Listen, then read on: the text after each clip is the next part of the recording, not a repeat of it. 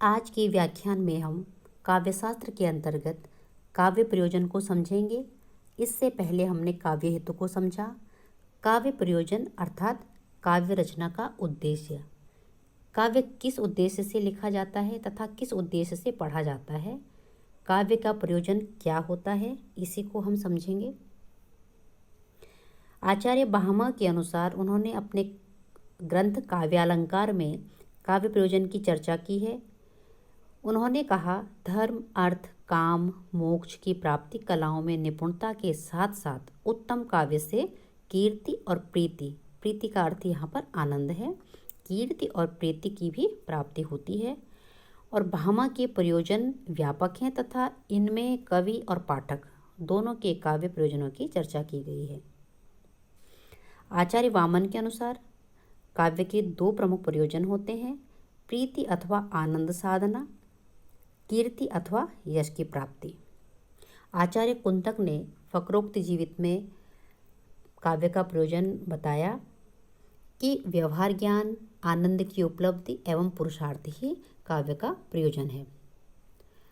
अनेक विद्वानों ने अपने अपनी तरह से काव्य के प्रयोजन बताए, किंतु आज हम यहाँ पर आचार्य मम्मट के अनुसार काव्य प्रयोजन को जानने का प्रयास करेंगे।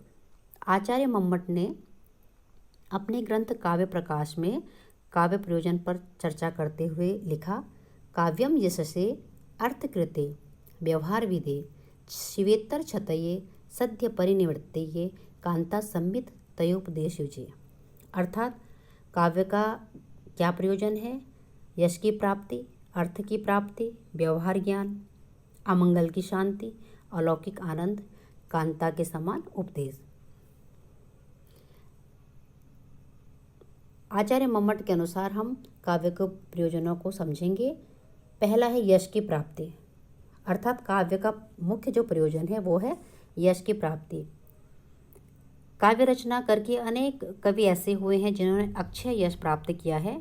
उनमें सूरदास, तुलसी, बिहारी आदि कवि ऐसे ही हैं। अर्थ की प्राप्ति अर्थात धन की प्राप्ति। काव्य रचना का एक प्रयोजन धन की प्राप्ति भी है। धन प्राप्त करने की इच्छा से रीतिकाल के कवि जो हुए हैं उन्होंने राज दरबार में काव्य लेखन किया, और बिहारी इसका उदाहरण है। बिहारी को प्रत्येक दोहे की रचना के लिए एक अशर्फ प्राप्त होती थी। तो इससे सिद्ध होता है कि अर्थ प्राप्ति भी काव्य का प्रयोजन है।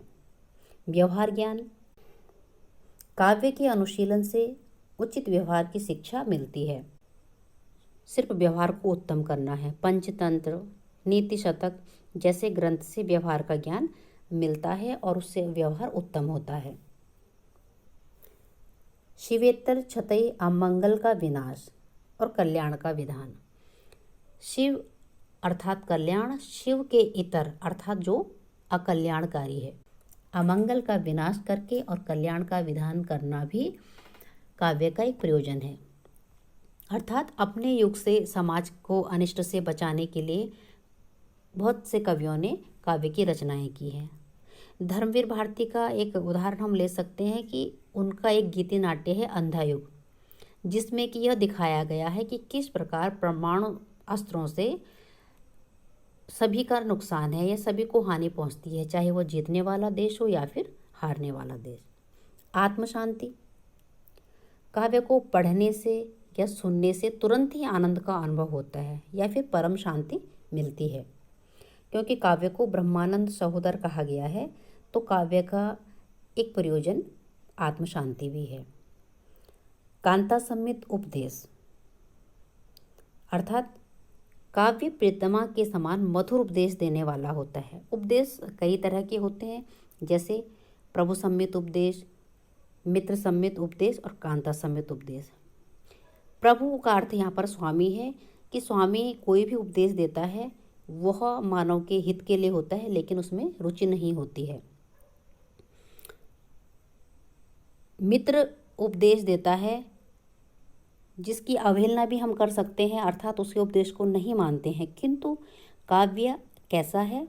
काव्य का जो उपदेश है वो कांता सम्मित है, अर्थात एक प्रेयसी के समान या एक प्रेमिका के समान है कि जो हितकर भी होता है और रुचिकर भी होता है और जिसकी हम अवहेलना नहीं कर सकते हैं। तो इस प्रकार हमने आज काव्य के प्रयोजन को समझा कि काव्य का प्रयोजन प्रत्येक व्यक्ति के लिए एक सा नहीं होता। कोई भी साहित्यकार या कवि जब काव्य की रचना करते हैं तो उसका भिन्न भिन्न उद्देश्य हो सकता है, भिन्न भिन्न प्रयोजन हो सकता है। कोई यश की प्राप्ति के लिए लिखता है, कोई धन की प्राप्ति के लिए लिखता है, कोई आत्मा की शांति के लिए, तथा कुछ अमंगल का विनाश करने के लिए लिखते हैं। तो इस प्रकार काव्य का प्रयोजन भिन्न भिन्न है।